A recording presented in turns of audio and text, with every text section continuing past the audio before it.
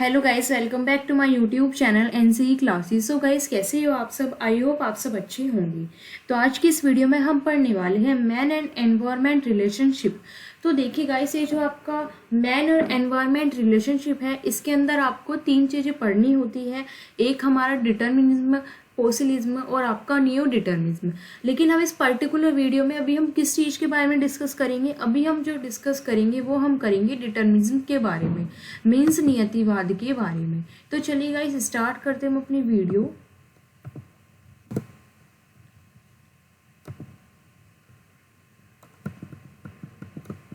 एक second guys, देखिए guys, तो अभी हम किसके बारे में पढ़ने वाले हैं? हम पढ़ने वाले हैं डिटर्मिनिज्म के बारे में, मीन्स नियतिवाद के बारे में।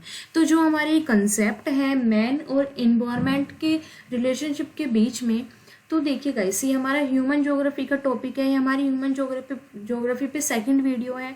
और अगर आप ह्यूमन ज्योग्राफी के अंदर पढ़ोगे तो ह्यूमन ज्योग्राफी में आपको किसके बारे में पढ़ना है कि नेचर और जो ह्यूमन है उसके बीच में इंटरेक्शन कैसा है, रिलेशनशिप कैसा है। और जो हमारा जो ये डिटर्मिनिज्म है वो भी यही बताता है, वो भी इसी चीज़ पर फोकस करता है कि नेचर और ह्यूमन के बीच में कैसा रिलेशनशिप है। तो चलिए हम स्टार्ट करते हैं। तो जो हमारा ये कंसेप्ट है किस चीज़ का, मैन और एनवायरनमेंट रिलेशनशिप का, ये किससे रिलेटेड है? ये हमारे तीन स्कूल से रिलेटेड है। ठीक है, ये किससे, ये जो हमारी अवधारणा है ये किससे रिलेटेड है? तीन स्कूल से। कौन कौन से? जो हमारे जर्मन स्कूल है वो किसके सपोर्टर है? वो हमारे डिटर्मिनिज्म के सपोर्टर है। जो हमारे फ्रांस वाले स्कूल है वो किसके सपोर्टर है? वो आपके पोसिलिज्म के सपोर्टर है। और जो हमारे इंग्लिश वाले सपोर्टर, जो हमारे इंग्लिश के स्कूल है वो किसके सपोर्टर है गाइस? वो सपोर्टर है आपके नियो डिटर्मिनिज्म के। ठीक है,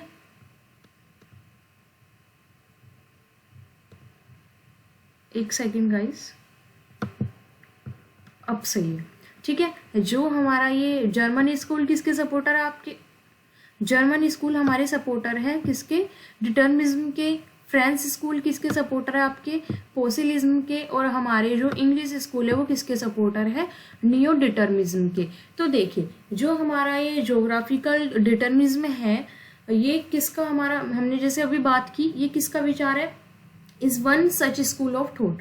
ठीक है, ये हमारे स्कूल ऑफ थॉट है। और इसका आइडिया हमारा क्या है?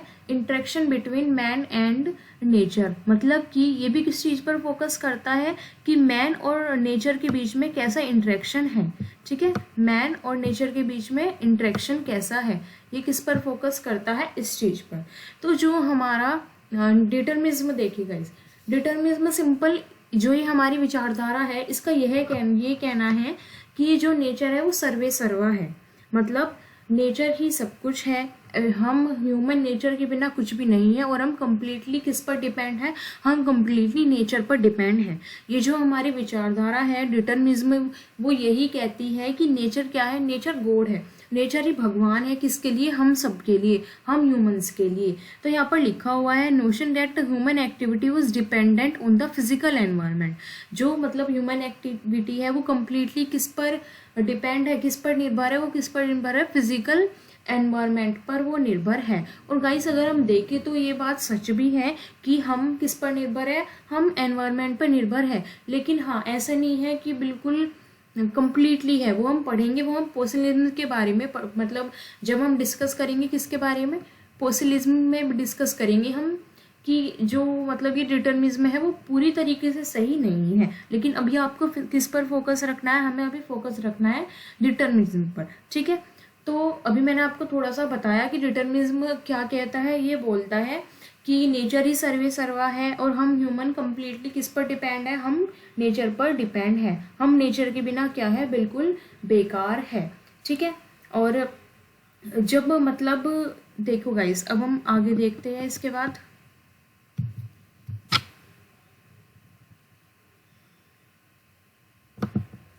और जो हमारा ये डिटर्मिनिज्म है हम इसे एनवायरमेंटलिज्म भी बोलते हैं। और ये मोस्ट इम्पोर्टेंट है आपके एग्जाम के पॉइंट ऑफ व्यू से, क्योंकि अगर आपके एग्जाम में आया कि व्हाट इज एनवायरमेंटलिज्म तो आप कंफ्यूज हो जाओगे अगर आपको ये नहीं पता होगा। ठीक है, तो जो हमारे डिटर्मिनिज्म है हम उसे क्या बोलते हैं? हम उसे एनवायरमेंटलिज्म भी बोलते हैं। और ये हमारा क्या बताता है? ये जो हमारा refers to the idea that everything in human life is caused by the unavailability of natural environment. तो मतलब इसका जो ये लाइन है, इसका मतलब ये है कि जितने भी ह्यूमन एक्टिविटी है, जितनी भी एक्टिविटी ह्यूमन लाइफ में है, वो कंप्लीटली किससे मॉडिफाई हो रही है? नेचर से। ठीक है, मतलब कि नेचर से ही वो मॉडिफाई है। ठीक है, उसका पूरा प्रभाव किस पर है? नेचर पर है। ओके, मतलब कि जो भी ह्यूमन एक्टिविटी हो रही है उस पर नेचर क्या करता है? गवर्न करता है, मतलब शासन करता है। और जो हमारे, वैसे तो बहुत सारे हमारे ज्योग्राफर थे जिन्होंने इसके कंसेप्ट बताए, जो हमारा बहुत सारे ज्योग्राफर थे जिन्होंने जो डिटर्मिनिज्म है उसके बारे में बहुत सारे कंसेप्ट दिए, लेकिन जो हम रियल स्टार्टर मानते हैं वो हम मानते हैं किसे? फ्राइडरिच रेटजल को हम मानते हैं was real starter of this concept. और इनका कहना ये था कि similar location lead to similar mode of life, मतलब कि जो सिमिलर लोकेशन होती है वो सिमिलर मोड ऑफ लाइफ। इसका मतलब ये है कि जो एक जैसे एरियाज होते हैं वहाँ पर जो लाइफ का मोड है वो भी एक जैसा होता है। इस लाइन का मतलब ये है जैसे कि जैसे कि अगर आप देखोगे किसी किसी एरियाज में ज़्यादा गर्मी पड़ती है तो वहाँ पर जो वहाँ के लोग हैं वो उसके अनुसार होते हैं, उनकी लाइफ का मोड उसके जैसा ही होता है, सिमिलर होता है। जैसे कि अगर हम साउथ अफ्रीका के लोग आप देखोगे तो उनका जो कलर है वो थोड़ा सा, स्किन का टोन कैसा होता है गाइस? डार्क, क्योंकि वहाँ की लोकेशन में वहाँ का क्लाइमेट ही हमारा ऐसा है। तो अगर हम बहुत सारे एग्जाम्पल ले सकते हैं ऐसे कि जो ह्यूमन है वो कम्प्लीटली किस पर डिपेंड है?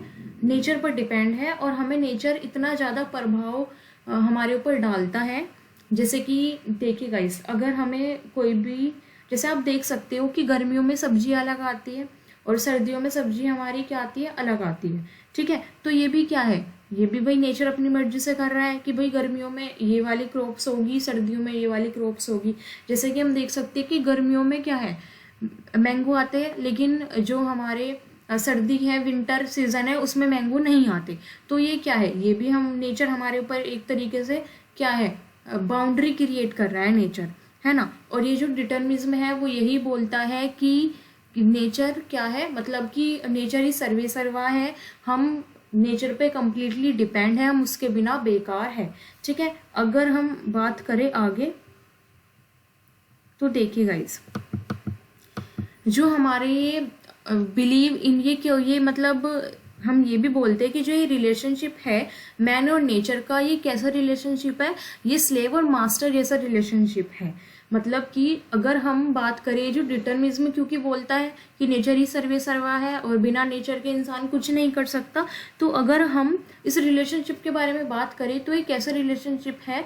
ये ऐसा रिलेशनशिप है जैसे स्लेव और मास्टर का रिलेशनशिप होता है। मतलब स्लेव आप यहाँ सर्वेंट भी यूज़ कर सकते हो, जैसे कि कोई मालिक और नौकर का रिलेशनशिप होता है तो ऐसा होता है। जैसे कि नेचर है, नेचर हमारे लाइफ स्टाइल को प्रभावित करता है, बिल्कुल करता है। जैसे कि गर्मियों का सीज़न है तो हमारा लाइफ स्टाइल अलग होगा, सर्दियों का सीज़न है तो हमारा लाइफ स्टाइल अलग होगा। अगर आप जैसे अपने एरियाज़ में हो तो आप वहाँ के अकॉर्डिंग रहोगे, लेकिन अगर आप कहीं दूसरे एरिया में जाओगे तो आप उनके अनुसार रहना शुरू कर दोगे। ठीक है गाइस, तो अगर हम यहाँ पे बात करें तो नेचर क्या है? नेचर हमारा डिटेक्टिव है life style turn to the man.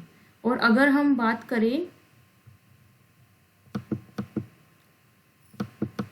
Man, तो हम तो भाई उसे फॉलो करते हैं, फॉलोइंग ऑर्डर ऑफ नेचर। और हम क्या है? हम तो भाई नेचर का ऑर्डर फॉलो करते हैं। अब देखो कहीं जैसे कि बारिश पड़ती है तो हम क्या करते हैं? बारिश हो रही है, वो नेचर अपनी मर्जी से कर रहा है, तो हम किसका यूज़ करते हैं? हम छाते का यूज़ करते हैं। हम सोचते हैं ये भगवान की मर्जी है, ये नेचर की मर्जी है। ठीक है, और जैसे कि पहला टाइम, अब बारिश जो अभी तो जैसे कि गाइस, अब अगर हम बात करें तो अब तो इतनी सारी फैसिलिटीज़ है कि हम वेदर में चेक कर सकते हैं, लेकिन पहले के टाइम में क्या था? पहले ऐसा कुछ नहीं था। पहले अगर बारिश होती थी तो उस जो पहले मनुष्य थे, जो हमारे आदिम अवस्था, जो आदि मानव थे, उनका यह मानना था कि अगर वर्षा होती है, बारिश होती है तो ये प्रकृति का प्रकोप है, भगवान की मर्जी है। और वो क्या करते थे? बारिश से मतलब वो डरते थे ऐसे भी। हाँ गाइस, वो क्या करते थे? डरते थे, क्योंकि उन्हें लगता था कि ये प्रकृति का प्रकोप है। ठीक है, तो अगर हम बात करें हमारे जो यहाँ पे एक मेन ज्योग्राफर है, कौन? एलन चर्चिल सैम्पल एक हमारी अमेरिकन जोग्राफर है, और ये इन्होंने भी हम अपना कुछ कंसेप्ट दिया है, इन्होंने भी बताया हुआ है। इनका ये कहना है कि मैन हमारा जो मतलब man is a product of the earth surface, मतलब कि हम इंसान किसके प्रोडक्ट है, अर्थ सरफेस के। That this means that merely that he is a child of the earth. इसका मतलब क्या कि हम किसके बच्चे हैं, अर्थ के बच्चे हैं। डस्ट ऑफ हर डस्ट, मतलब कि देखिए गाइस, इस लाइन का मतलब यहाँ पर ये है कि जो मनुष्य है वो किसका प्रोडक्ट है, अर्थ सरफेस का। लेकिन यहाँ बताया हुआ है कि इसका मतलब ये नहीं है कि हम अर्थ के बच्चे हैं, नहीं। इसका मतलब ये बोल रही है कि डस्ट ऑफ अर डस्ट, मतलब कि हम तो अर्थ की धूल भी नहीं है, हम तो अर्थ की धूल से भी छोटे हैं, हम तो नेचर की धूल से भी छोटे हैं। But that the earth has mother him, और अर्थ हमारी इस तरीके से देखभाल करता है जैसे कि एक माँ करती है अपनी बच्चे की। अब फीड हिम मतलब कि वो हमें खाना देता है, जैसे कि वेजिटेबल है, फ्रूट्स है, हम कम्प्लीटली किस पर डिपेंडेंट है, हम कम्प्लीटली डिपेंड है किस पे, नेचर पे, है ना। और गाइस ये बात सच भी है, अगर नेचर वेजिटेबल नहीं देगा, फ्रूट्स नहीं देगा, तो हम कहाँ से खाएंगे, है ना। तो हम कहीं ना कहीं डिपेंडेंट है नेचर पर, लेकिन इतने भी नहीं है कि हम धूल भी नहीं है नेचर की। तो ये जो ये वाला इन्होंने जो ये वाली बात बोली, वो हम अभी जो हमारा दूसरी विचारधारा है वो हम उसके अंदर जो दूसरा अप्रोच है उसके अंदर हम पढ़ेंगे, ठीक है। और यहाँ पर ये बोलते हैं जो हमारी अमेरिकन जोग्राफर है, इनका यह भी कहना है कि नेचर हमें टास्क देते हैं, हमारे वो विचारों को भी प्रभावित करते हैं, वो हमें डिफ़िकल्टीज़ देते हैं जिससे कि हमारी बॉडी ताकतवर बने, और उसके बाद वो हमें प्रॉब्लम भी देता है नेचर, और उस साथ ही साथ उनका सॉल्यूशन भी देते हैं, ठीक है। तो इस तरीके से देखिए गाइस, ये जो हमारा ये डिटर्मिनिज्म वाला अप्रोच है, इसका सिंपल यही मानना है कि नेचर सर्वे सर्वा है, बिना नेचर के मनुष्य कुछ भी नहीं है, और हम कम्प्लीटली किस पर डिपेंडेंट है, हम नेचर पर डिपेंडेंट हैं, ठीक है। वातावरण हमें पूरी तरीके से प्रभाव हमारे ऊपर डालता है, और बल्कि हमारा प्रभाव कुछ नहीं है वातावरण के ऊपर, ठीक है। मतलब कि वातावरण का प्रभाव हमारे ऊपर कम्प्लीटली पड़ता है, और हम कम्प्लीटली किसके ऊपर डिपेंडेंट है, नेचर के ऊपर। आई होप गाइस कि आपको ये समझ आया होगा, एंड अगर आपको कहीं भी कोई भी डाउट है तो आप नीचे कमेंट सेक्शन में बता सकते हैं। सो गाइस, नेक्स्ट वीडियो में हम फॉसिलिज्म के बारे में पढ़ेंगे। और अगर आपको लगता है कि आपने वीडियो से कुछ सीखा है तो वीडियो को लाइक करें, चैनल को सब्सक्राइब करें, और अपने फ्रेंड्स के बारे में शेयर करना ना भूलें। Thanks for watching my video.